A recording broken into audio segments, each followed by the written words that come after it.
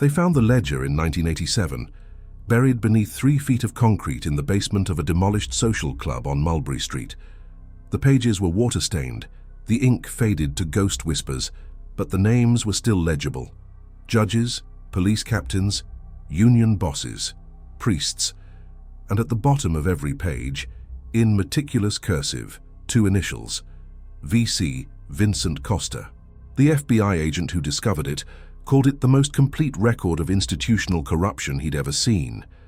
But when they cross-referenced the names with their files, something impossible emerged. Vincent Costa had no file, no fingerprints on record, no photographs in any database. For a man who documented every bribe, every murder, every betrayal for nearly 15 years, the federal government had nothing. It was as if he'd never existed, or as if someone had made very certain he never would. Before we continue the story of Vincent Costa, make sure to hit that subscribe button and tell me where you're listening from. Which city, which state? I'm curious to know who's brave enough to follow this story to the end. The rain came down like judgment on the night Vincent Costa first walked into the Venetian room, soaking through his wool coat and plastering his dark hair against his forehead. It was November of 1946, and the war had been over for more than a year, but the city still carried the smell of it, steel and smoke and something burning that never quite went out. He pushed through the heavy door, and the warmth hit him like a fist, thick with cigar smoke and the sound of Sinatra bleeding through hidden speakers. The Venetian room occupied the 2nd floor of a brick building on Hester Street, above a butcher shop that never seemed to close. The windows were painted black on the inside, and the door had no sign, just a small brass knocker shaped like a lion's head. Inside, red velvet lined the walls and round tables scattered across a room barely larger than a railroad apartment. At the far end, in a booth that commanded a view of both the entrance and the back exit, sat Salvatore Marchetti. They called him Sally March in the newspapers when they dared to print his name at all. He was 48 years old, with silver threading through his black hair and a face that looked like it had been carved from marble and then left out in the rain. He wore his suits the way other men wore armor, double-breasted and dark, with a white pocket square that never moved. When Vincent approached, Sally didn't look up from the newspaper spread before him. He just gestured to the empty chair across from him with 2 fingers, barely a movement at all. Vincent sat. His hands were shaking, and he pressed them flat against his thighs where Sally couldn't see. He'd been summoned here by a man he'd never met, for reasons no one had explained. And in this city at this time, such summons usually ended one of 2 ways. Either you walked out the same door you entered, or you left through the kitchen in pieces wrapped in butcher paper. Sally folded the newspaper with precise, deliberate movements. He had the hands of a pianist, long-fingered and elegant, with a gold signet ring on his right hand that caught the dim light. When he finally looked at Vincent, his eyes were the color of weak coffee, and they registered everything. The rain dripping from Vincent's coat, the worn soles of his shoes, the slight tremor in his jaw that he couldn't quite control.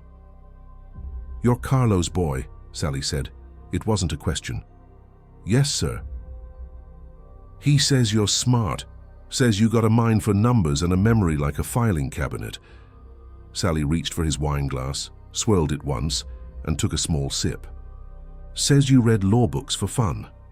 Vincent said nothing. His father had been a bricklayer, dead 5 years now from lung disease that turned him grey and hollow. His mother took in sewing in their tenement on Orchard Street, working by lamplight until her eyes bled. Vincent had put himself through 2 years of night school at City College before the money ran out. He'd never mentioned law books to anyone. "I got a problem," Sally continued, his voice barely above a murmur. The music and conversation around them created a cocoon of privacy, but Sally spoke as if the walls themselves were listening. "The old way of doing business, it's finished. These federal boys, they're not like the cops we got in our pocket.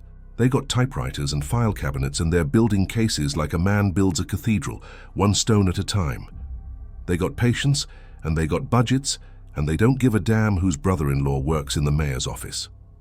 Vincent nodded slowly. Everyone in the neighborhood knew about the federal investigators, the ones in the cheap suits and narrow ties who showed up asking questions no one would answer. "I need someone who can think like they think," Sally said. Someone who understands how they build their cases, what they're looking for, what they can prove, and what they can't. He leaned back and the leather booth creaked softly. Carlo says you're the one. Says you got the education and the sense to know when to talk and when to keep your mouth shut. Says you understand loyalty. The word hung in the air between them like smoke. Loyalty. In this world, in this room, it meant something older and heavier than friendship or blood. It meant silence in the face of any question. It meant your life belonged to the family before it belonged to you. It meant that once you said yes, there was no door-marked exit. I understand, Vincent said, and the words came out steady, clearer than he'd expected. Sally smiled, but it didn't reach his eyes. Good, because I'm going to tell you things that could put me in the electric chair. I'm going to show you books that could send half the city to prison, and if you ever repeat a single word of it, to anyone for any reason, they'll find you in the river with your tongue cut out and your hands tied behind your back with your own rosary beads. He paused. You go to confession, Vincent. Every Saturday. Not anymore. From now on, the only confession you make is to me. Sally finished his wine and set the glass down with a soft clink. You start tomorrow, 9 in the morning. There's an office 3 blocks from here above a tailor shop. 2nd floor, last door on the left. Knock twice, then once, then twice again. Someone will let you in. Vincent stood, his legs unsteady beneath him. He wanted to ask a dozen questions about salary, about what exactly he'd be doing, about how a man with no criminal record and 2 years of college became the confidant to one of the most feared men in New York. But the questions died in his throat because Sally had already returned to his newspaper, and in this world, when the conversation was over, you simply left. He walked back out into the rain and it felt colder than before, seeping through his clothes and down to his bones.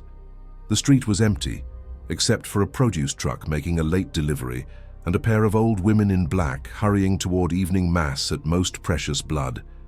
Vincent turned up his collar and started walking south, toward the tenement where his mother would be waiting with dinner growing cold on the stove. He didn't know it yet, but he'd just sold his soul for a salary and a sense of purpose, and the price, when it came due, would be measured in blood and silence and the kind of guilt that no confession could ever wash away. The office above the tailor shop smelled like mothballs and old paper. Vincent arrived at 9 sharp, his hair slicked back with pomade, wearing the only suit he owned that didn't have a shine on the elbows. He knocked the pattern Sally had instructed, twice, once, twice, and waited. The door opened a crack, and a man with a face like a clenched fist looked him up and down before stepping aside. The room beyond was larger than it appeared from the street, running the full length of the building. Filing cabinets lined one wall, their green metal surfaces scuffed and dented. A long table occupied the center, covered with ledgers, newspapers, and loose papers held down by glass ashtrays. 2 men worked at the table, both in shirt sleeves, both smoking, neither looking up when Vincent entered. "You're the college boy," the man who'd opened the door said. His name was Frank Torino, and he had the hands of someone who'd spent years working with them. Scarred knuckles, a missing fingertip on his left hand, calluses that never softened. "Boss says you're going to keep the books." Vincent glanced at the table, at the ledgers spread across its surface. "What books?"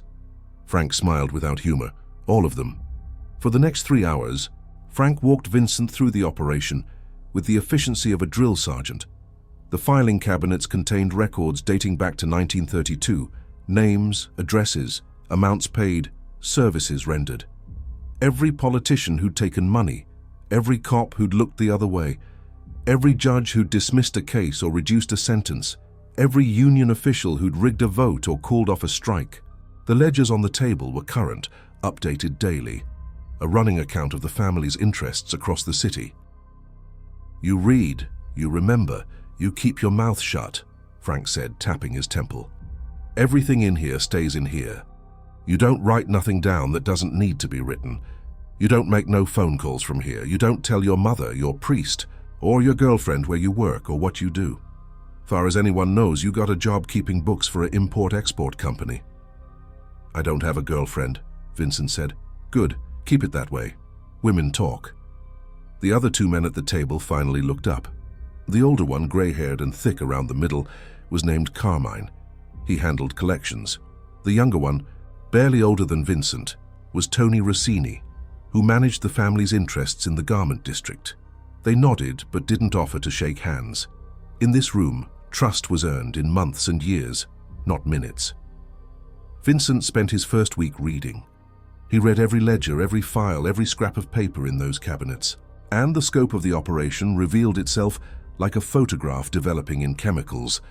The Marchetti family wasn't just a criminal organization, it was a shadow government that operated in parallel to the legitimate one, collecting its own taxes, enforcing its own laws, providing its own version of justice to those who couldn't get it through official channels. They ran numbers across the Lower East Side and into Brooklyn. They controlled the loading docks, determining which union got which jobs and taking a percentage of every paycheck. They owned pieces of nightclubs, restaurants and laundries, all paying tribute up the chain.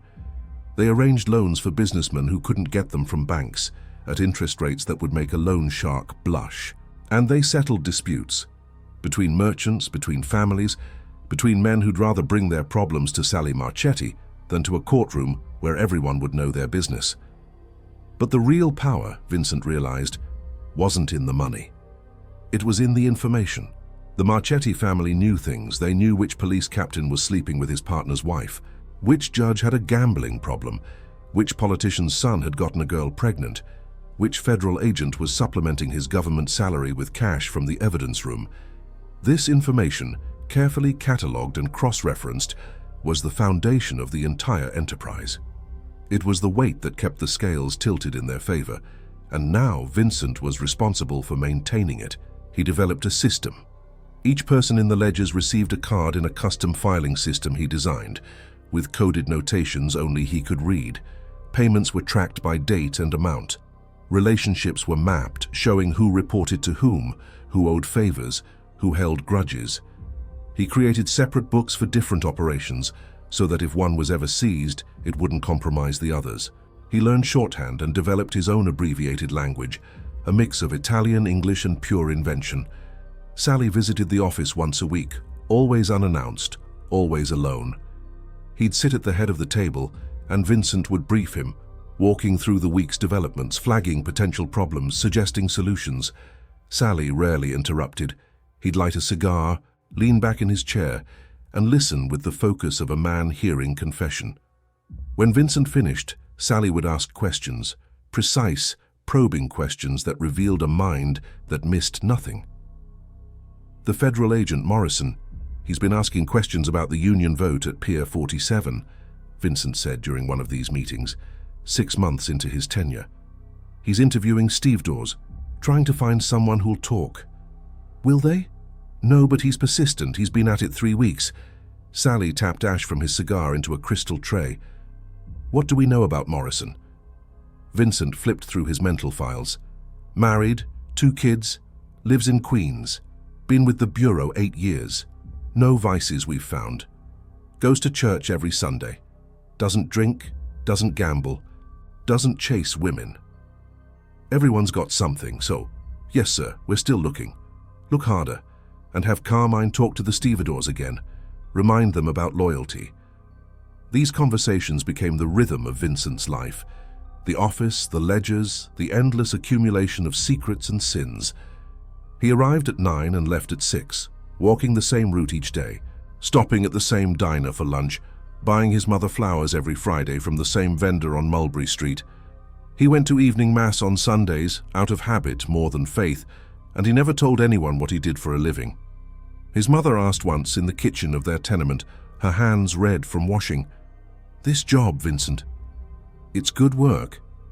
"It's steady work," he'd replied, which wasn't an answer but was all he could offer. She'd looked at him with eyes that had seen too much disappointment to hope for more. "You're a good boy. Your father would be proud."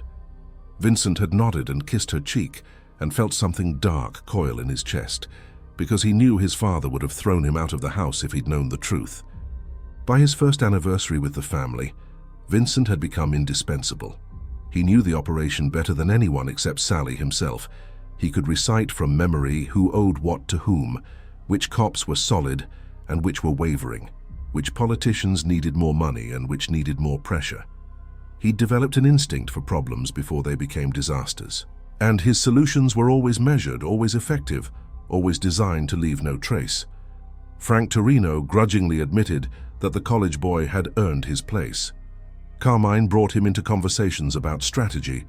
Tony Rossini started asking his advice on collections, and Sally began including him in meetings with captains from other families, introducing him simply as Vincent, who handles the details. In that world at that time, handling the details was everything. It was the difference between freedom and prison, between power and vulnerability, between life and an unmarked grave in a Jersey landfill.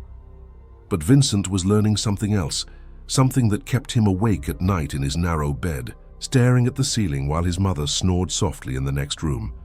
The more he knew, the more he understood, the deeper he sank into the machinery of corruption. There was no neutral position in this world. You were either part of it, or you were a problem that needed solving. And Vincent had made his choice the moment he'd walked into the Venetian room and said yes. The guilt came in waves, usually late at night or during Sunday Mass when Father Benedetto spoke about sin and redemption. Vincent would kneel in the pew, rosary beads wrapped around his fingers, and he'd try to pray. But the prayers felt hollow, echoing in a space where God had stopped listening. He knew the names of men who'd been killed on Sally's orders. He'd seen the photographs of their bodies in police files.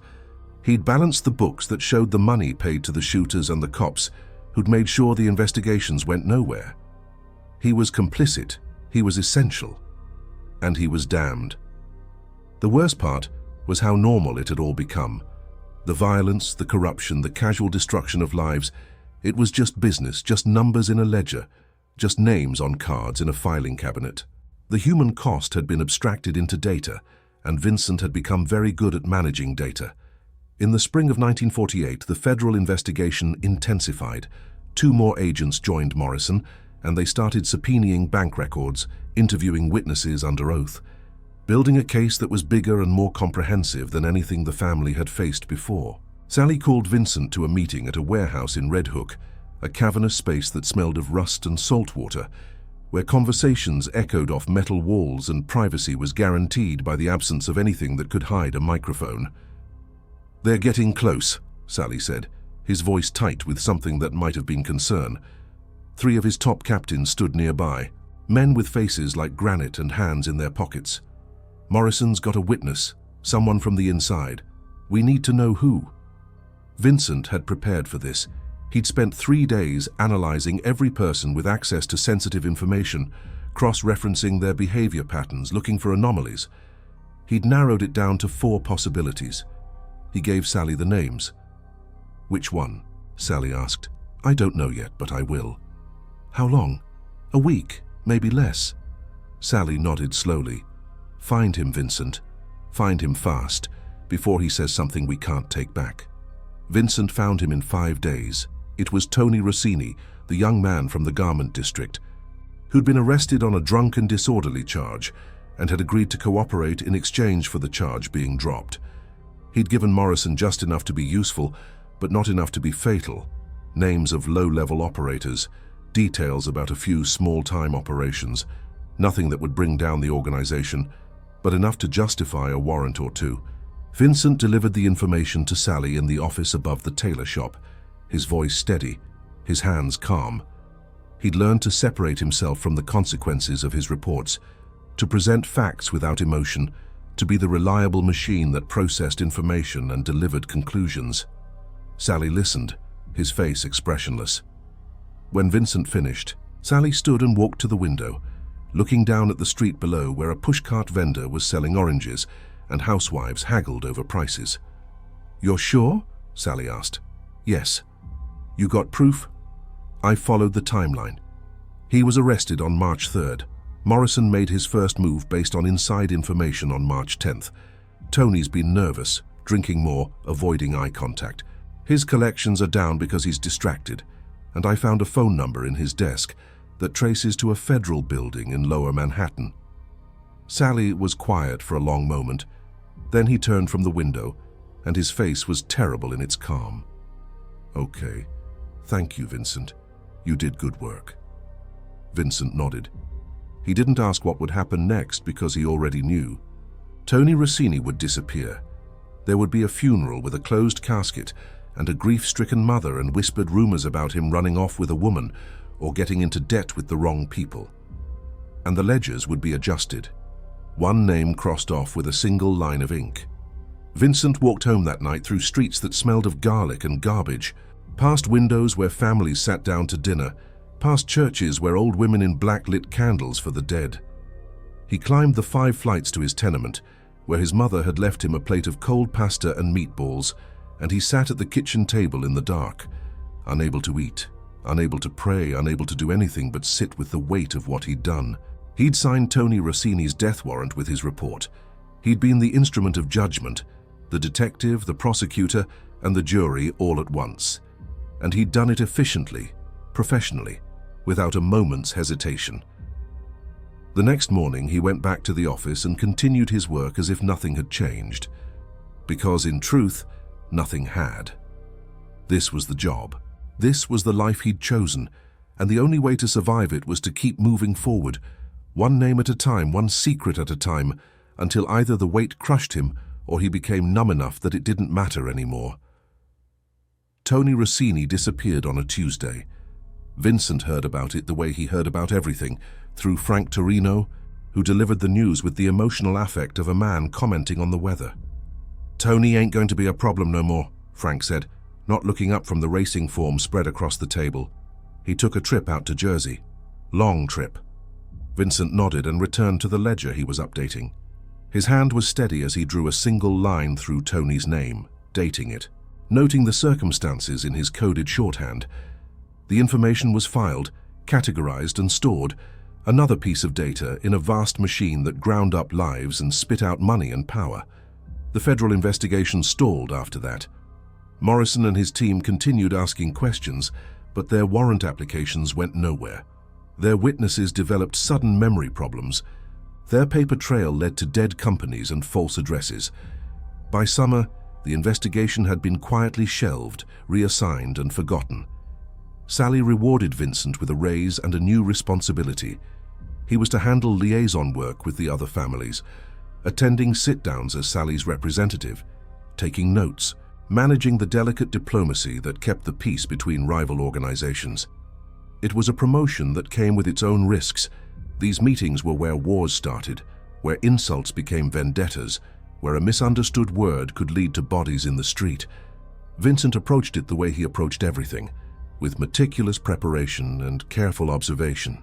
He studied the other families, learning their hierarchies, their territories, their points of pride and vulnerability. He attended meetings at Italian social clubs and Irish bars and Jewish delicatessens, always dressed well, always respectful, always quietly taking notes that would later be transcribed into his files. He met men with nicknames like The Chin and Mad Dog and Joey Surprise, men whose reputations preceded them like the smell of gunpowder. He shook hands with killers and sat across tables from men who'd ordered their own brothers murdered over insults or money or women. He learned to read the room, to sense when tension was building toward violence, to deploy the right word or gesture to diffuse a situation before it exploded. And he learned that respect, in this world, was a currency more valuable than money. Men who would kill you over $100 would die to preserve their reputations. Honor and respect were the load-bearing walls of the entire structure, and Vincent became expert at maintaining them. Sally began to rely on him more heavily. When disputes arose, he'd call Vincent to his booth at the Venetian Room and walk him through the situation, asking questions, testing solutions, using Vincent as a sounding board for decisions that could determine whether a man lived or died. "The Irish from Hell's Kitchen, they're pushing into our territory on the docks," Sally said one evening, swirling wine in his glass. "They think we're weak because we didn't retaliate when they clipped that kid from the Bronx crew." Vincent had already analyzed the situation. "They're testing you. If you hit back too hard, you start a war. If you don't hit back at all, everyone thinks you're soft. So what do I do? Hit them, but not where they expect. Don't touch their men, touch their money. Find out where they're moving their cash and take it. All of it. Make it look like an inside job.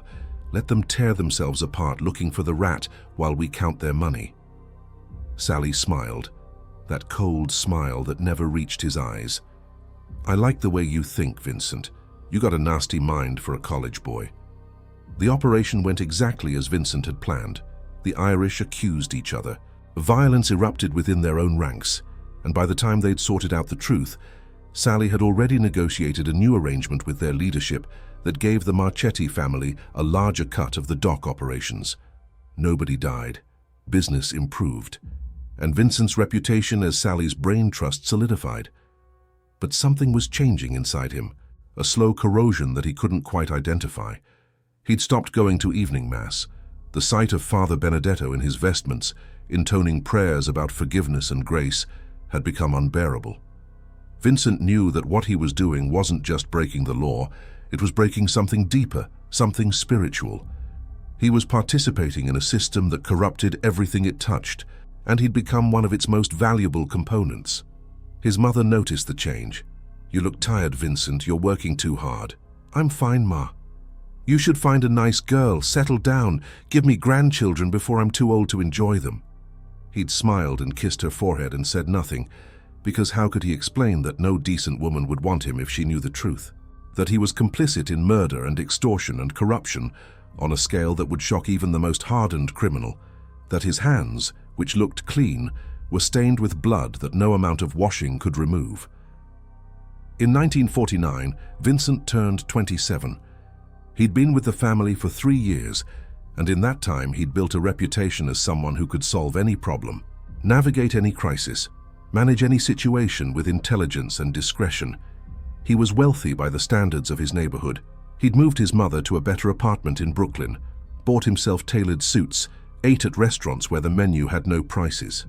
He had a car, a Packard that gleamed black under streetlights, and an apartment on the Upper West Side where he could be anonymous. But wealth didn't bring peace. If anything, it made the guilt worse because he could measure the cost of his soul in dollars and cents.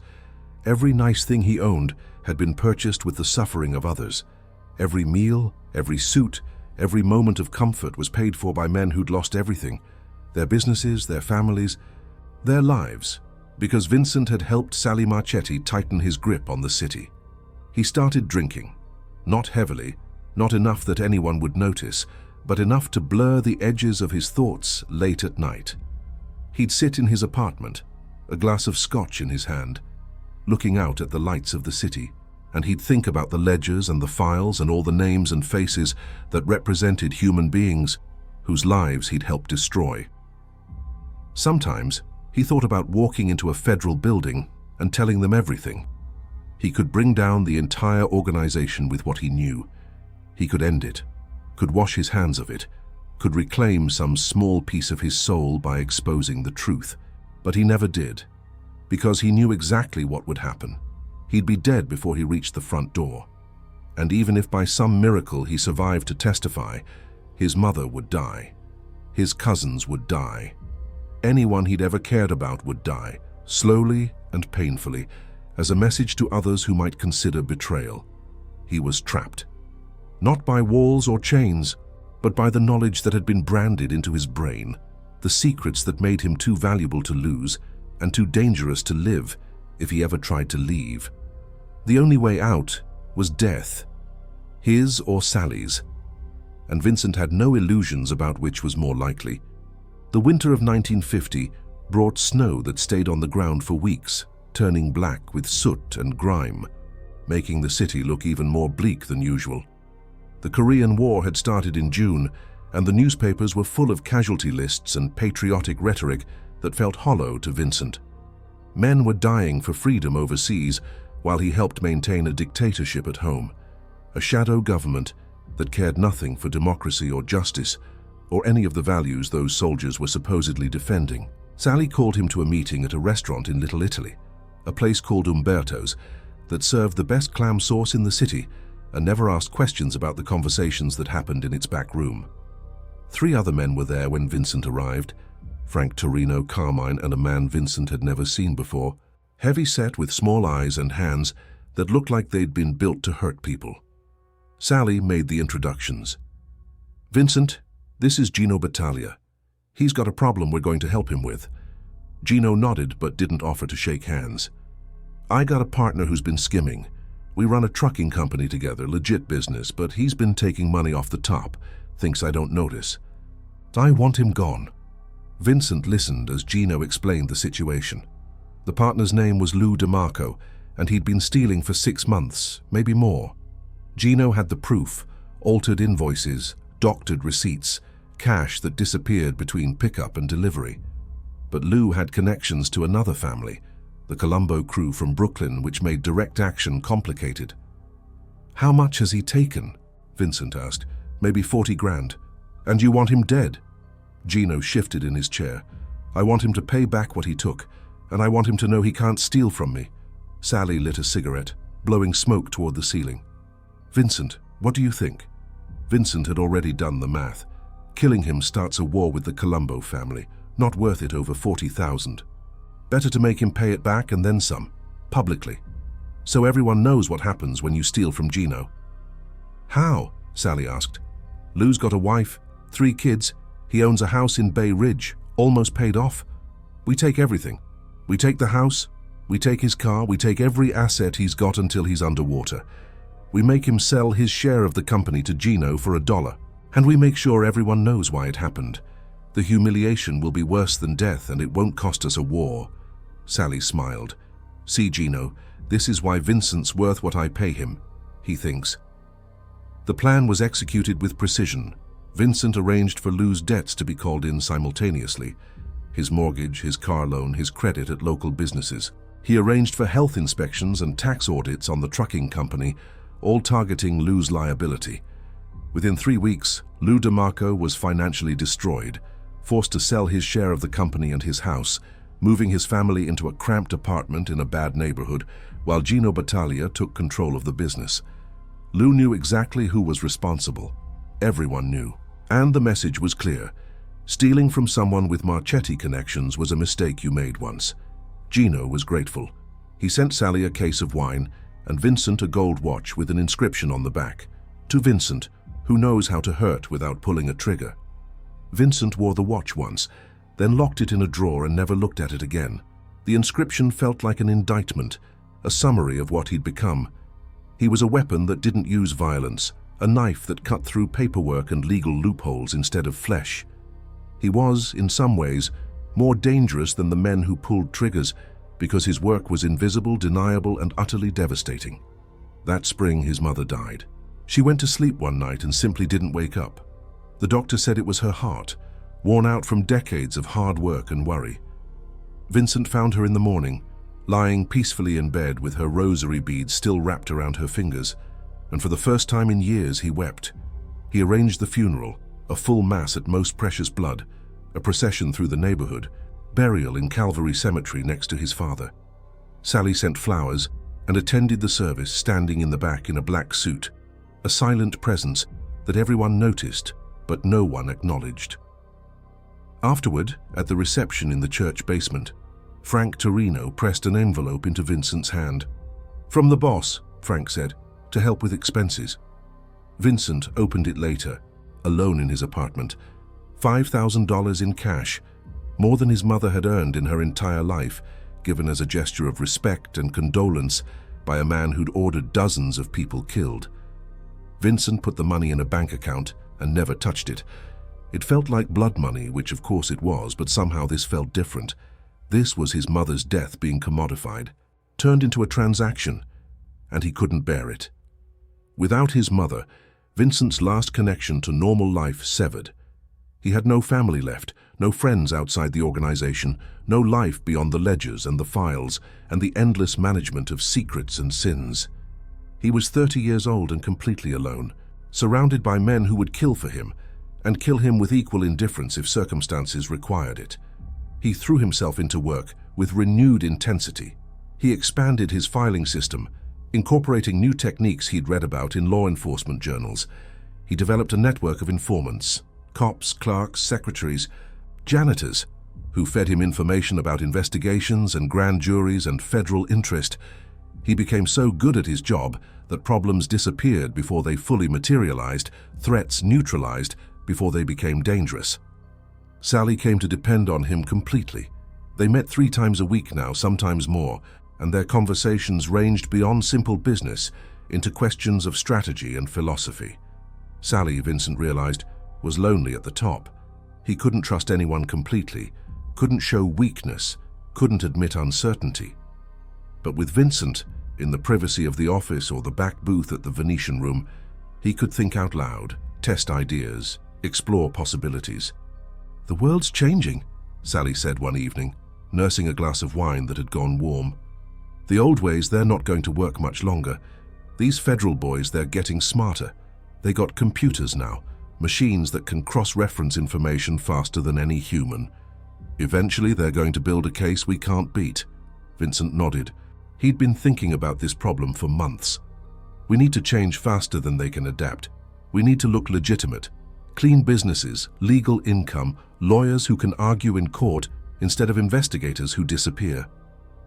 "You ever think about getting out?" Sally asked suddenly. The question hung in the smoky air between them. Vincent chose his words carefully. "Everyone thinks about it.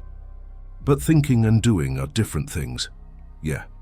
Sally stared into his wineglass as if it held answers. "You know what the problem is? It's not the money or the power. It's that we know things. We know where the bodies are buried. We know who's corrupt and who's weak and who's lying about what. That knowledge, it's a chain around your neck. You can't walk away because the knowledge walks with you." "Then we die with it," Vincent said quietly. "Yeah, we die with it." In 1952, the presidential election brought Eisenhower to power, and with him came a new push to clean up organized crime. Federal prosecutors with names like Kennedy and Kefauver started holding televised hearings, dragging gangsters before cameras and demanding answers under oath. The age of invisibility was ending. The public was getting interested in the machinery of corruption, and politicians needed to show they were taking action. Sally convened an emergency meeting of all his captains. They gathered at a warehouse in Queens, 24 men in suits standing in a circle in a space usually reserved for stolen goods and illegal gambling operations. Sally stood in the center, his voice carrying across the concrete floor. "Things are going to get hot. The feds are coming after all of us, not just New York, but Chicago, Vegas, New Orleans, everywhere. They're going to subpoena records, flip witnesses, offer deals. Some of you are going to get arrested. Some of you are going to go to trial. And some of you are going to think about cooperating to save your own skin." He let that sink in, his eyes moving from face to face. Anyone who talks, anyone who even thinks about talking, is signing their own death warrant. And not just theirs, their families too, wives, kids, parents, everyone. Because once you start talking, you don't stop, and the only way to stop you is to remove every reason you have to keep breathing. Vincent stood against the wall, taking notes, his face impassive. He knew what was coming. Sally was preparing them for war, the long, grinding war of attrition that would define the next decade of organized crime. It wouldn't be fought with guns and bombs, but with lawyers and accountants and appeals and loopholes. It would be Vincent's war, fought in courtrooms and filing cabinets and congressional hearing rooms. After the meeting, Sally pulled him aside. "I need you to do something for me. Something important. Anything. I need you to create a backup. Every file, every ledger, every piece of information we got, I need it copied and hidden somewhere safe, somewhere even I don't know about. Because if they ever get to me, if they ever flip me or kill me, I want someone who can carry on, someone who knows everything and can use it to protect the family." Vincent understood what Sally was really asking. He was designating Vincent as his successor, the keeper of institutional memory, the continuity of power. It was both an honor and a curse because it meant Vincent would never be free. He would carry the weight of the organization until he died or passed it to someone else. "I'll take care of it," Vincent said. He spent the next 6 months creating the backup. He rented a safety deposit box at a bank in Newark, using a false name and paying cash. He photographed every page of every ledger, developing the film himself in a dark room he set up in his apartment. He created a coded index that only he could decipher. And he locked it all away. The complete history of the Marchetti family's corruption, preserved for a future that might never come. The work consumed him. He lost weight, developed insomnia, started seeing things in his peripheral vision that weren't there. His hands shook when he wasn't working. His dreams were filled with ledgers that bled and files that screamed and photographs of dead men who asked him why he'd let them die. Frank Torino noticed. "You look like hell, Vincent. You need a vacation." "I'm fine." "You're not fine. You're burning out. Take some time. Go down to Florida, lay on a beach, get some sun." But Vincent couldn't stop. The work was the only thing holding him together, the only structure in a life that had become an endless descent into moral darkness. If he stopped, if he allowed himself to think about what he'd become, he'd have to confront the reality that he was complicit in evil, that his intelligence and efficiency had made him an architect of suffering. So he worked, and he drank, and he avoided mirrors because he didn't want to see what was looking back at him. In 1954, the first major trial hit. A captain from the Bronx crew was indicted on extortion charges, and the federal prosecutor had enough evidence to make it stick. The trial lasted 6 weeks, and Vincent attended every day, sitting in the back of the courtroom, taking notes, analyzing the prosecution's strategy. The captain was convicted and sentenced to 15 years. He went quietly, maintaining his dignity, never giving up a single name. His family was taken care of, his debts paid, his dignity preserved. It was the way things were supposed to work. But 2 months later, another captain was arrested, then another, then a low-level soldier who'd been skimming from numbers operations. The arrests were accelerating, and Vincent realized they were working from information that was too specific, too targeted. Someone was talking. He spent a week analyzing the pattern of arrests, cross-referencing them with his files, looking for the common thread, and he found it. All the arrests linked back to information that only a handful of people could have known, and one of those people was Carmine. Vincent didn't want to believe it. Carmine had been with Sally for 20 years. He was family, trusted, reliable, but the evidence was undeniable. Carmine had been arrested 6 months earlier on a minor charge and released after less than a day. And now, information he would have had access to was showing up in federal indictments. Vincent presented his findings to Sally in the office above the tailor shop, his voice steady despite the weight of what he was saying. Sally listened without interruption, his face carved from stone. "You're sure?" Sally asked finally. "Yes. What's your recommendation?" Vincent had thought about this question all night, turning it over in his mind like a priest contemplating sin. The moral answer was clear. Carmine had betrayed them, and betrayal in this world carried only one penalty. But Carmine was a human being, a man with a family, with grandchildren who called him Nonno, with a whole life outside the organization. But Vincent wasn't paid to make moral judgments. He was paid to protect the family, to ensure its survival, to eliminate threats before they became fatal. "He needs to be handled," Vincent said, "soon, before he testifies." Sally nodded slowly. "Okay, thank you, Vincent." Carmine disappeared the following week. The newspaper reported it as a missing person case, possibly a drowning at City Island, where he'd kept a small boat. His family held a memorial service without a body, and the arrests stopped. Vincent added another line to his ledger, another name to his conscience, another weight to the burden he carried. He'd condemned Carmine with his report, and Carmine was dead because Vincent had been efficient and thorough and correct. That night, Vincent stood at the window of his apartment, looking down at the street below where couples walked hand in hand, and children chased each other around parked cars. Normal people living normal lives, unburdened by knowledge of what happened in rooms like the one above the tailor shop, where men's lives were reduced to data points and risk assessments. He wondered what they'd think if they knew, if they understood that their safety and order depended on men like him, maintaining an alternate system of justice that operated in shadows and silence. Would they be grateful, horrified?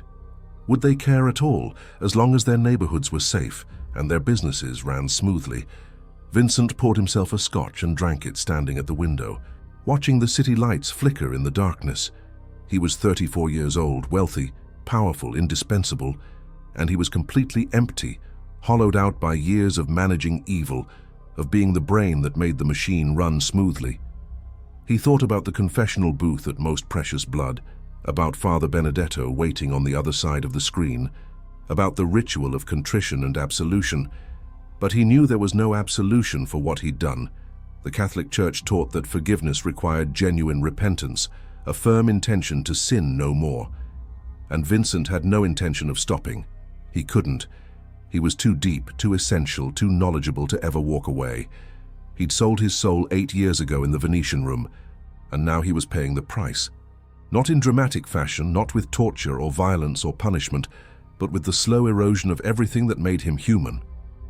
His capacity for empathy had been steadily diminished until he could order a man's death with the same emotional engagement he'd bring to ordering lunch. His moral compass had been so thoroughly corrupted that he no longer knew which direction was north. The guilt remained, though. It was his constant companion, a weight that pressed down on his chest when he tried to sleep, a whisper in his ear during quiet moments. The guilt told him that he was damned, that no amount of good deeds or charity or prayer would ever balance the scales of what he'd done. And the guilt was right. The years after Carmine's disappearance blurred together in an exhausting cycle of crisis management and survival. The federal government's campaign against organized crime intensified under Attorney General Herbert Brownell, and by 1955, half of the family's leadership had been indicted, convicted, or killed. Sally Marchetti remained free, protected by layers of insulation that Vincent had carefully constructed. But the pressure was constant. Vincent adapted. He decentralized the operation, creating cells that operated independently with minimal knowledge of each other. He established legitimate front companies with real businesses and real employees who had no idea their paychecks came from criminal proceeds. He developed protocols for document destruction, ensuring that nothing sensitive existed on paper longer than necessary. But the real innovation was psychological. Vincent realized that the government's greatest weapon wasn't investigation, it was fear. They were making examples of captured mobsters, parading them before cameras, stripping them of their dignity and power. The message was clear: nobody was untouchable. So Vincent started a counter-campaign. He arranged for legal defense funds that would bankroll the best lawyers money could buy. He made sure that families of imprisoned men were taken care of, their mortgages paid, their children's educations funded. He created a system where loyalty was rewarded, not just with promises, but with tangible benefits that lasted beyond arrest and conviction. And it worked. Men went to prison and kept their mouths shut. Wives and children were protected. The organization survived, diminished but intact, like a tree that loses branches in a storm but keeps its roots deep in the earth. Vincent's reputation grew beyond New York. Other families heard about Marchetti's brain trust, the college boy who'd never been arrested, never been photographed by federal surveillance, never left a trace.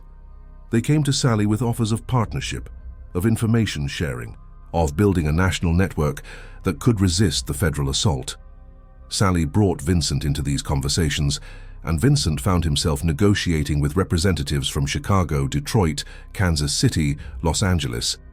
He was creating something new, not a single organization but a confederation, a network of families that shared intelligence and resources while maintaining independence. It was, in a strange way, nation building, the creation of a shadow government that operated in parallel to the legitimate one. The irony wasn't lost on Vincent. He'd once studied law with dreams of becoming a prosecutor, of defending the innocent and punishing the guilty. Now he was building a legal framework for organized crime, creating structures that would allow it to survive and thrive despite everything arrayed against it. In 1957, the Appalachian meeting happened. Vincent wasn't there. He'd advised Sally against attending, warning that such a large gathering would draw attention. But the raid that followed confirmed his concerns. Federal agents and state police surrounded the estate in upstate New York, where dozens of crime bosses had gathered, and the chaos that ensued made headlines across the country. Men ran through the woods in expensive suits, tried to hide in barns and outbuildings, were arrested and photographed and identified. It was a public relations disaster for organized crime, and it brought renewed scrutiny to everyone who'd been there or was connected to those who had. Sally was implicated by association, and Vincent spent months managing the fallout, ensuring that no hard evidence connected Sally to the meeting or its participants. But the Appalachian disaster taught Vincent something important. The old ways were truly finished. The days of sit-downs and face-to-face meetings and handshakes that sealed deals were over. Everything had to be compartmentalized, anonymous, deniable. The organization had to become invisible. He began the process of erasing evidence. He systematically destroyed records that were no longer necessary, keeping only what was essential for current operations. He trained others to maintain files using his methods, creating redundancy so that no single arrest could compromise the entire system. And he started keeping information in his head, memorizing what used to be written down, becoming a living archive of the organization's secrets. It was exhausting. His mind became a filing cabinet that never closed, constantly organizing and cross-referencing information. He'd wake up in the middle of the night with sudden realizations about connections he'd missed or problems he hadn't anticipated. His dreams were populated with names and numbers and faces, an endless parade of the damned. Frank Torino died in 1958, a heart attack at his dinner table. He was 62 years old, and his funeral was attended by 300 people, including judges and police captains, and union officials who owed their positions to his influence. Vincent gave the eulogy, speaking about loyalty and dedication and the kind of friendship that transcended ordinary bonds. But standing at Frank's grave, watching the coffin being lowered into the earth, Vincent felt a profound sense of loss that went beyond mourning. Frank had been his last connection to the early days, when Vincent had been new and uncertain and still believed there might be a way back. Frank had seen him evolve from a nervous kid to Sally's most trusted advisor, and he'd never judged, never questioned, never offered anything but gruff acceptance. Now Frank was gone, and Vincent was alone in a way he'd never been before. Sally was his boss, not his friend. The other men in the organization respected him, but didn't trust him. He was too smart, too essential, too close to power. He had no peers, no confidants, no one with whom he could share the burden of what he knew and what he'd done. He was the keeper of secrets, and secrets were lonely companions. By 1959, Vincent had been with the family for 13 years. He was 41 years old, grey threading through his dark hair, lines deepening around his eyes and mouth. He still dressed well, still moved through the world with the quiet confidence of someone who knew exactly how power worked. But inside he was crumbling. The drinking had progressed from occasional to daily, from social to necessary. He needed the scotch to sleep, to quiet the voices in his head, to dull the edge of guilt that never quite went away. He was functional, more than functional. He was still excellent at his job, but he could feel himself deteriorating piece by piece, like a building being demolished from the inside. Sally noticed. One evening at the Venetian room, after Vincent had finished his weekly briefing, Sally poured him a glass of wine and leaned back in the booth. "You've been with me a long time, Vincent." "Yes, sir. You've made me a lot of money, saved me from a lot of problems. You're the smartest man I've ever worked with, and the most loyal." Vincent waited. Compliments from Sally always led somewhere. "I want you to know that I appreciate what you've sacrificed," Sally continued. "You gave up a normal life for this. You gave up family, friends, a clean conscience. You made yourself into exactly what I needed you to be, and it cost you everything." "It was my choice." "Was it?" Sally's eyes were sad in a way Vincent had never seen before. "I don't know. I think maybe I corrupted you. I think maybe I took a smart kid with potential and turned him into something he was never meant to be. And I think it's killing you." Vincent said nothing, because what could he say? Sally was right. Every word was true. "I can't let you go," Sally said quietly. "You know that, right?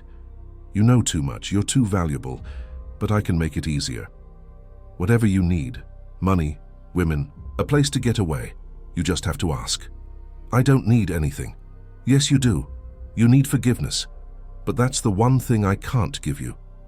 They sat in silence after that, two men who'd built an empire together, both trapped by what they'd created.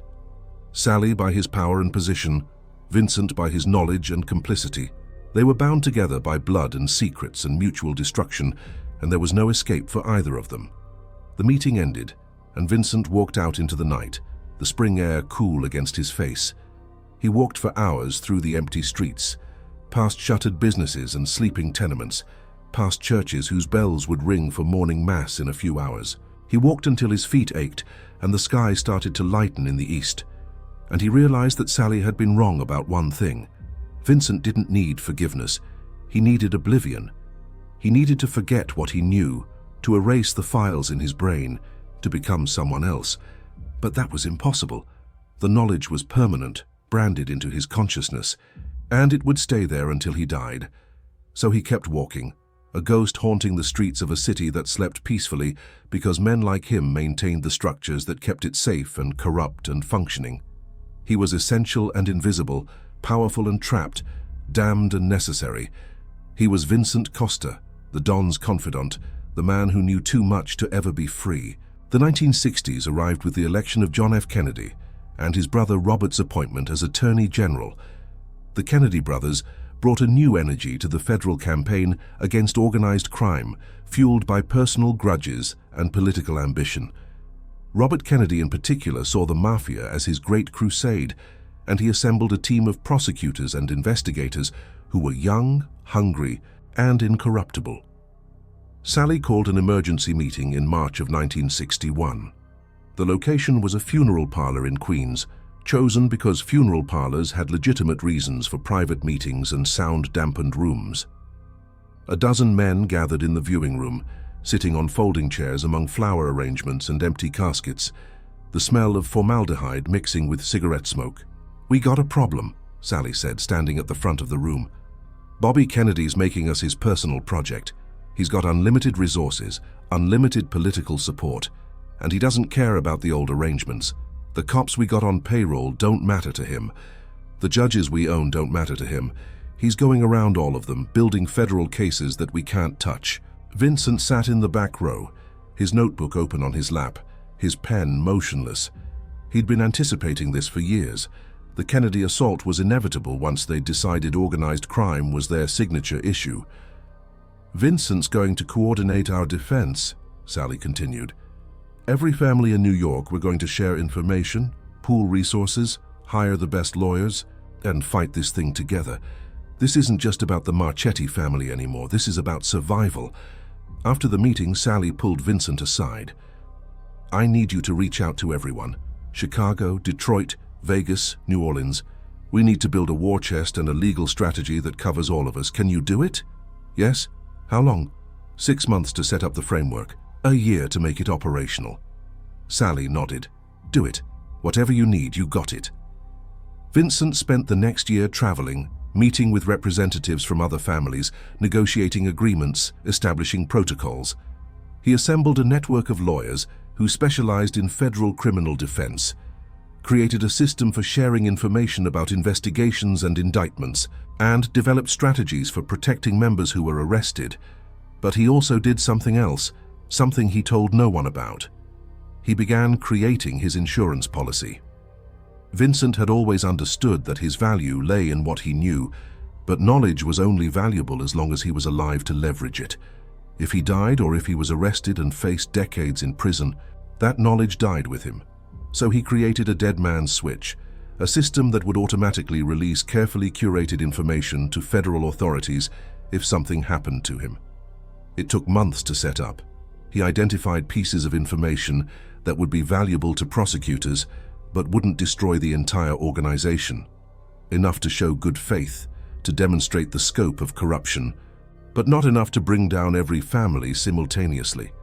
He documented specific instances of bribery, specific judges and cops who'd been bought, specific murders that could be solved with the information he possessed.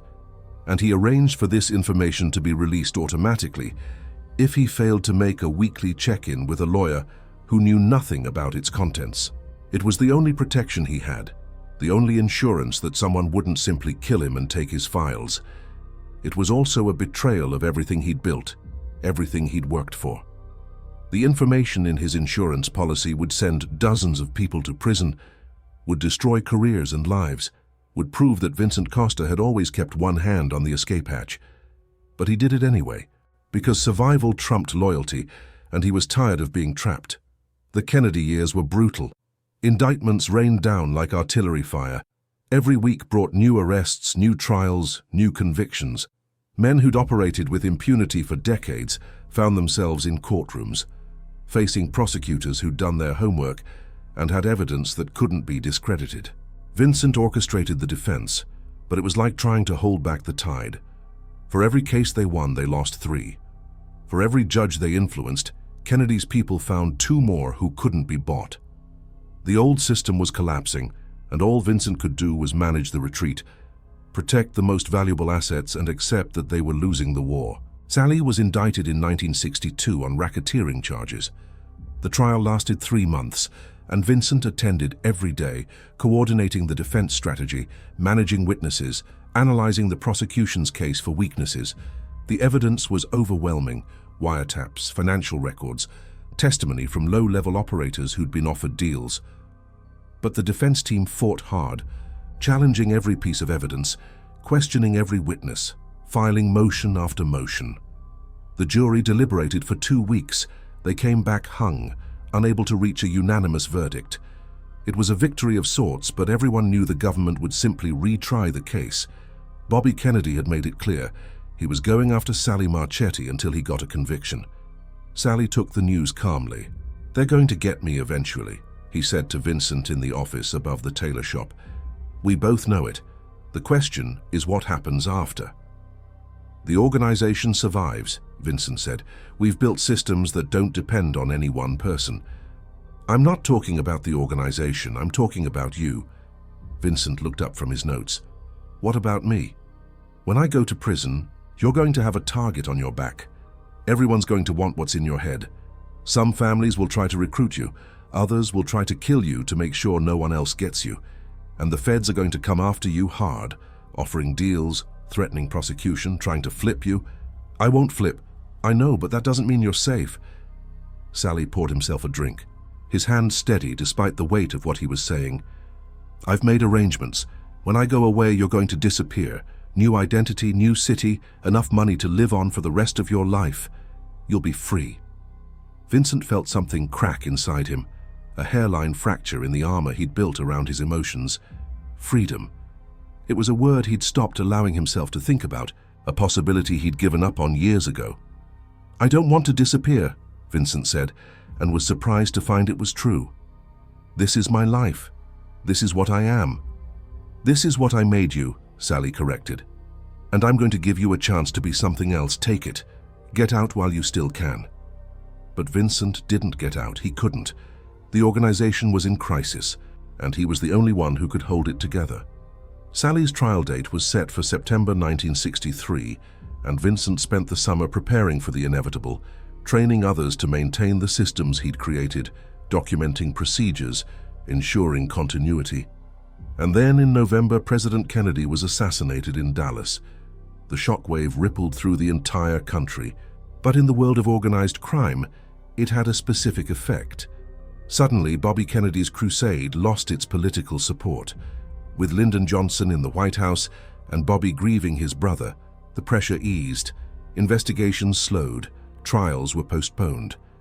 The relentless assault paused just for a moment, just long enough to breathe. Sally's trial was pushed back to 1964, then 1965. The prosecution's case began to fall apart as witnesses recanted or disappeared or suddenly couldn't remember key details. Federal agents who'd been reassigned found their case files had mysteriously gone missing. Evidence that had seemed airtight developed holes. Vincent had orchestrated all of it, working with a desperation born of knowing it was their last chance. He'd called in every favor, leveraged every relationship, spent money like water to corrupt or intimidate or simply delay the machinery of justice. And it worked. In February 1965, the charges against Sally Marchetti were dismissed due to prosecutorial misconduct and evidentiary problems. Sally walked out of the courthouse, a free man smiling for the cameras, his lawyer beside him talking about justice prevailing. But Vincent knew the truth. They'd beaten the system not through innocence but through superior corruption. They'd proven that with enough money, enough influence, enough willingness to do whatever was necessary, even federal charges could be defeated. It was a Pyrrhic victory. The cost had been astronomical, millions of dollars, dozens of compromised officials, a level of exposure that made everyone vulnerable. And Bobby Kennedy, though diminished, wasn't finished. He'd moved to the Senate and was making noise about running for president himself, promising to pick up where he'd left off. The war wasn't over. It had just entered a new phase. By 1966, Vincent was 48 years old and looked 60. The stress had aged him prematurely, turning his hair completely grey, etching deep lines into his face, giving him a gaunt, haunted appearance that made strangers uncomfortable. He'd developed a tremor in his left hand that he tried to hide by keeping it in his pocket or wrapped around a glass. The drinking was no longer functional. He was putting away a bottle of scotch a day, starting with coffee in the morning and ending with nightcaps that turned into passing out in his chair. He was still brilliant when he needed to be, still capable of the analytical work that made him invaluable. But he was running on fumes, and everyone knew it. Sally tried to intervene. "Vincent, you need help. You need to see a doctor, take some time off, something. You're killing yourself." "I'm fine." "You're not fine. You're a mess. And if you go down, a lot of people go down with you." Vincent laughed, a bitter sound with no humor in it. "That's what this is really about, isn't it? You're not worried about me. You're worried about what happens to your precious organization if I'm not around to hold it together." Sally's face hardened. "That's not fair, and you know it. I've protected you for 20 years. I've made you wealthy. I've given you more responsibility and respect than anyone else in this family. Don't act like I don't care. You care about what I can do for you. That's not the same as caring about me." "Then what do you want from me, Vincent? What do you want me to say?" "I want you to release me," Vincent said quietly. "I want you to let me go. I've given you everything. I've sacrificed everything. I've got nothing left. Just let me walk away." Sally was silent for a long moment. Then he shook his head slowly. "You know I can't do that. You know too much. If you walk away, you're a threat. To me, to the family, to everyone. I'm sorry, Vincent, but you're here until the end, whatever that end looks like." Vincent had expected this answer, but hearing it confirmed still felt like a death sentence. He was trapped forever, condemned to serve until his mind broke or his body gave out, or someone decided he was more dangerous alive than dead. That night he went home to his apartment and sat at his window with a bottle of scotch and a loaded pistol on the table beside him. He looked at the gun for a long time, feeling its weight, considering its promise of escape. It would be easy, quick, final, but he couldn't do it. Not because he was afraid of death, but because he was afraid of what would happen after. The information in his head, the files in his apartment, the insurance policy he'd created, it would all come out, and the chaos would be catastrophic. People would die, families would be destroyed, an entire system would collapse. And Vincent couldn't bear that responsibility. Even in death, he'd be responsible for destruction. So he put the gun away and drank until he passed out. And when he woke up the next morning with a splitting headache and a mouth that tasted like ash, he got dressed and went back to the office above the tailor shop and continued his work as if nothing had changed. Because nothing had changed. This was his life, his purpose, his curse. He was Vincent Costa, the man who knew too much, the Don's confidant, the architect of a system that had consumed him entirely. And there was no escape except death, which he was too much of a coward to embrace. The late 60s brought chaos to the city and the organization. Race riots, anti-war protests, rising crime rates. The social order was fracturing, and in the chaos, organized crime adapted and expanded. Drugs became the new frontier, heroin flooding in from overseas, cocaine from South America. Sally was reluctant to get involved, seeing drugs as different from traditional rackets, but the younger generation pushed hard, seeing the money to be made. Vincent advised against it. Drugs bring heat we can't control. The government treats drug cases differently. The sentences are longer, the enforcement more aggressive, and we'll be dealing with people who are unreliable because they're addicts. It's not worth it. But he was overruled. The organization began moving heroin through the docks, using its union connections to facilitate importation, its distribution networks to move product through the city. The money was extraordinary, millions of dollars flowing in within months, but so was the risk. And Vincent was proven right. Within a year, federal drug enforcement came down hard. Arrests multiplied.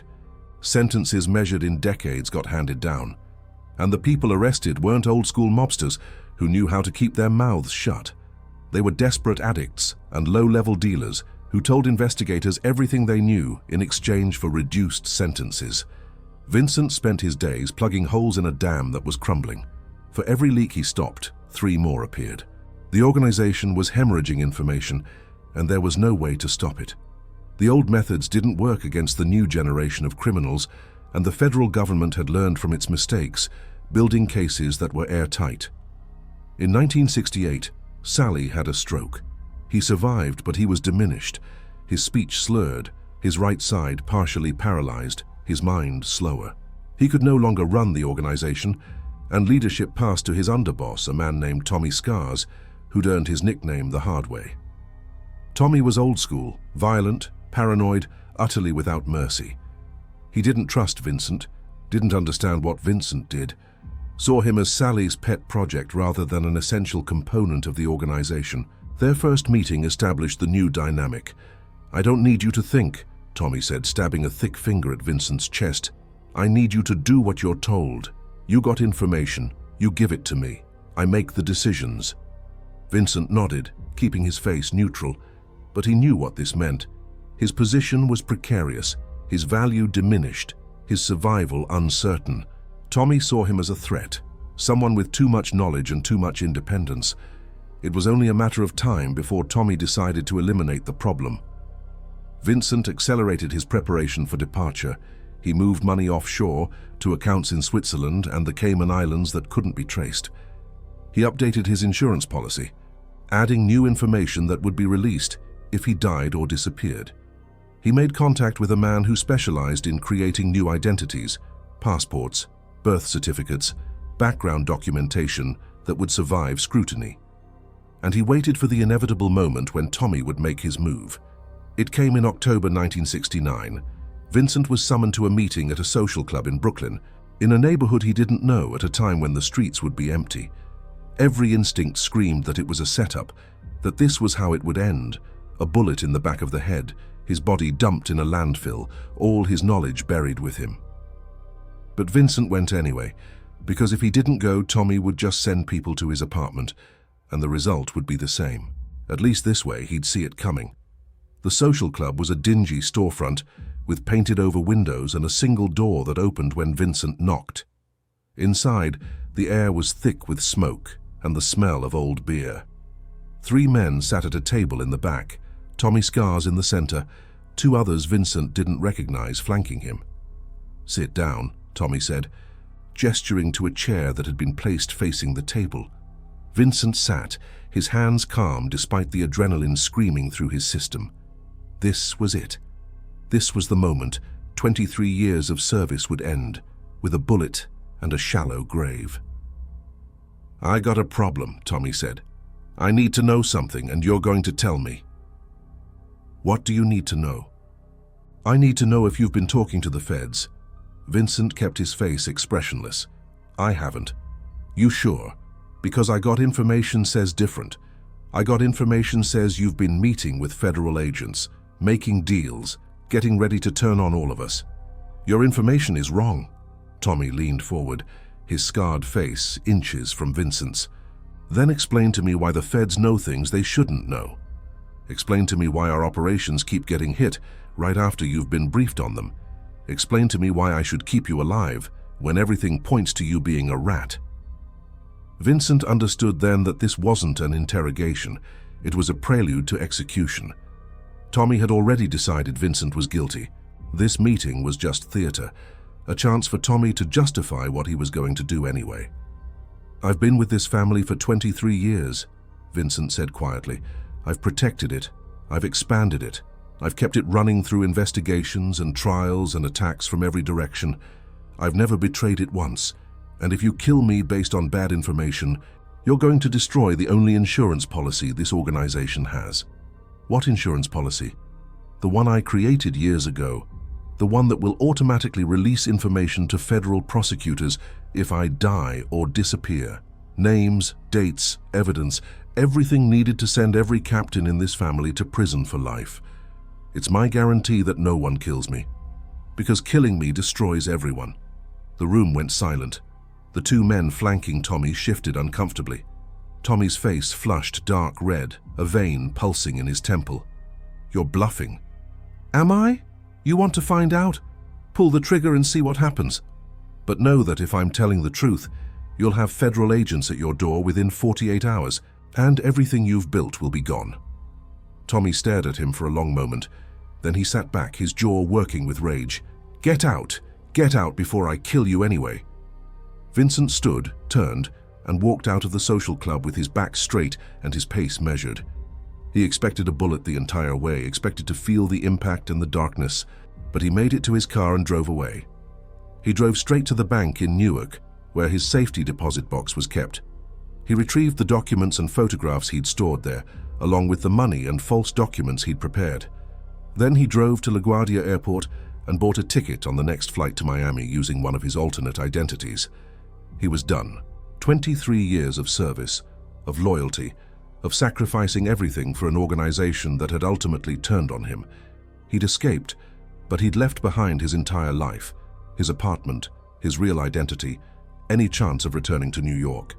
He was free, and free felt exactly like exile.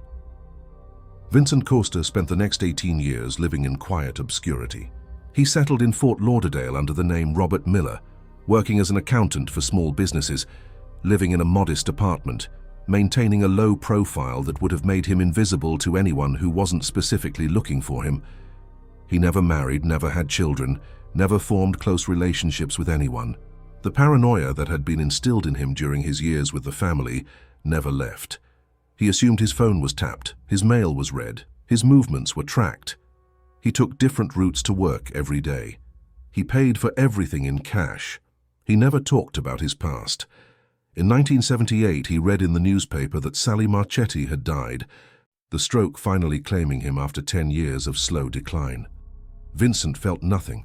The man who'd corrupted him, who'd turned him into an architect of evil, was gone, and Vincent couldn't summon any emotion about it beyond a vague sense that justice, delayed as it was, had finally caught up. Tommy Scars went to prison in 1982, convicted on federal racketeering charges.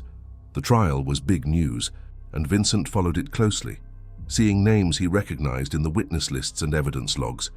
The organization he'd helped build was being taken apart, piece by piece, the empire crumbling under the weight of its own corruption. In 1987, the ledger was found in the basement of the demolished social club on Mulberry Street. The FBI released a statement saying they were investigating historical corruption cases based on evidence discovered, but no arrests were made. The statute of limitations had run out on most of the crimes documented. The people named were either dead or too old to prosecute. It was a historical artifact, proof of crimes that no longer mattered in any legal sense. Vincent read about it in a Miami newspaper and felt a strange sense of vindication. His work had survived. His documentation had outlasted all of them. It was meaningless now, but it proved he'd existed, that the years he'd spent in that office above the tailor shop had been real. He died in 1995, alone in his apartment in Fort Lauderdale, of a heart attack at age 77. The obituary in the local paper identified him as Robert Miller, retired accountant, no known survivors. His body was cremated, his ashes scattered in the Atlantic Ocean by a funeral home employee who didn't know his name.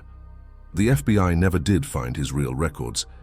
The insurance policy he'd created remained undiscovered, the information lost when the lawyer managing it died in 1992. The complete documentation of his work for the Marchetti family disappeared with him, along with secrets that could have solved dozens of murders and exposed hundreds of corrupt officials. Vincent Costa had lived and died in shadows, a ghost who'd shaped history while leaving no trace of his existence. He'd been the brain behind an empire built on blood and silence, and in the end, he'd achieved exactly what he'd wanted, to be forgotten. But somewhere in a basement in Newark, in a safety deposit box that was never claimed, sits a cache of documents and photographs that tell a different story. They document 15 years of corruption and violence, of institutional decay and moral compromise, of a man who knew too much and could never escape. And if those documents are ever found, if the box is ever opened, the world will know the true story of Vincent Costa, the Don's confidant who was too evil for FBI files, the man whose brilliance made him complicit in atrocities, the architect who built a cathedral to sin, and then spent the rest of his life trying to forget what he'd created. The ledger found in 1987 carried two initials at the bottom of every page, VC Vincent Costa, a name that meant nothing to the agents who documented it, a cipher without a key. They searched for years, trying to identify the man behind those initials, trying to connect him to the crimes meticulously recorded in fading ink. They never found him. Vincent Costa had erased himself so completely that even his crimes remained orphaned, documented but without attribution. He'd committed the perfect disappearance, not from life, but from history. And in that disappearance, in that erasure, he'd finally found the only absolution available to him. He'd become what he'd always wanted to be. Nothing. Nobody. A ghost who'd haunted the world for 23 years and then faded into the morning light, leaving behind only questions and the faint smell of smoke and guilt. The story ends not with justice or redemption, but with silence. The kind of silence that falls over a grave. The kind of silence that haunts confessionals and courtrooms and the dark places where secrets go to die. Vincent Costa kept his secrets until the end, and the secrets in keeping him destroyed everything he'd ever been or might have become. There is no moral to this story, no lesson except the oldest one, that every choice has a price, and some prices can never be paid in full. That knowledge is power but also prison, that loyalty can be a virtue or a chain, that the human capacity for rationalization is infinite, but the weight of guilt never truly lifts. Vincent Costa sold his soul for a salary and a sense of purpose, and he spent the rest of his life paying interest on that transaction.